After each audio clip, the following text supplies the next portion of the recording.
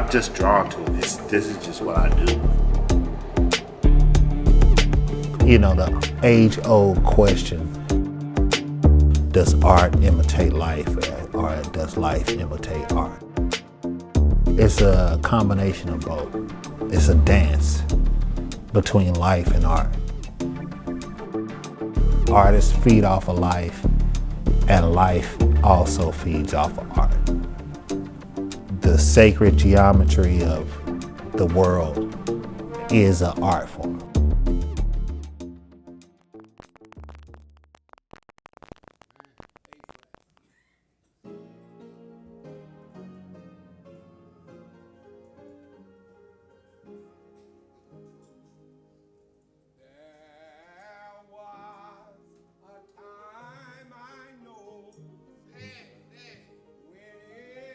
I used to draw in the Bibles and the hymn books and stuff like that.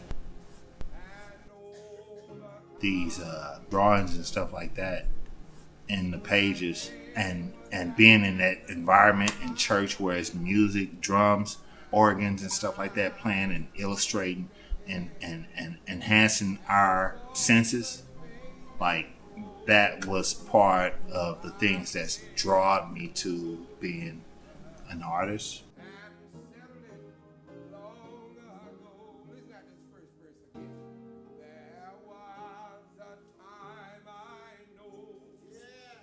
People said how from when I was a kid and I was saying that I was going to be an artist to now that I'm still an artist, they're the ones that keep me grounded and saying like, yo, actually no, you doing what you always said you was going to do, what you wanted to do. Like, you know, when I went home for my grandmother's funeral, all of the relatives were saying, oh yeah, the artist, Michael, the artist. That's when I finally accepted, even though the whole time I was. And once you accept it, then that's when it happens.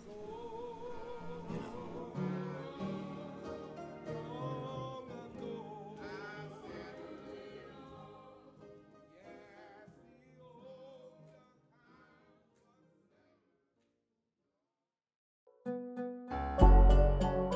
I want to welcome you to Marta's second busiest station in the world's first busiest airport.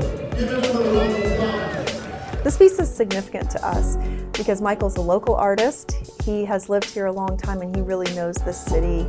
And so we're proud of that fact that we have a local artist represented here at the airport, at the world's busiest airport, where his piece may get more views on it in a month than some museums get in an entire year. It's also really important for us that this piece represents Atlanta. It's the skyline, but it's also the people of Atlanta. And a lot of people say, you know, Atlanta is a city of neighborhoods, and I think that Michael's piece really represents that. Thankfully, the people at Marta reassured me that they were going to find somebody that could enhance or replicate the piece. And they encouraged me, Michael, just paint, just do your thing, do your thing. Like, we picked you because of what you do. So that kind of like gave me a challenge to try to push what Mosaic did with the piece. And, you know, I was like, okay, let me do this and let me layer things up so that push them to be able to replicate it. And they did a great job. I mean, some of the stuff that they did is like mind-blowing. With the tiles, the way that they put these washes and like, it's almost like brush strokes that you see on some of the tiles when you get up close. And they're all broken up in different directions. So it's not like one piece of tile and they dropped it on the floor and they took all of those pieces and moved them out. No, each piece is kind of like selectively chosen to recreate the actual paint. There's areas that I use spray paint and stencils, and I was envisioning your bathroom, grandmother's tiles, and those things in those colors, but their tiles are actually made specific for the piece. So they fire the tiles, they color correct them, they match the colors, and then they add other things on the top of the tiles to create washes and stuff like that. And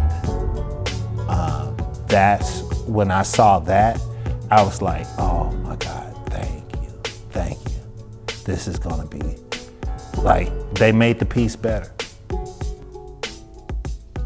Hopefully it'll be a timeless piece that grows as people get to see it again. I hope that they can see the piece and then travel throughout Atlanta and see some of the piece in Atlanta and vice versa.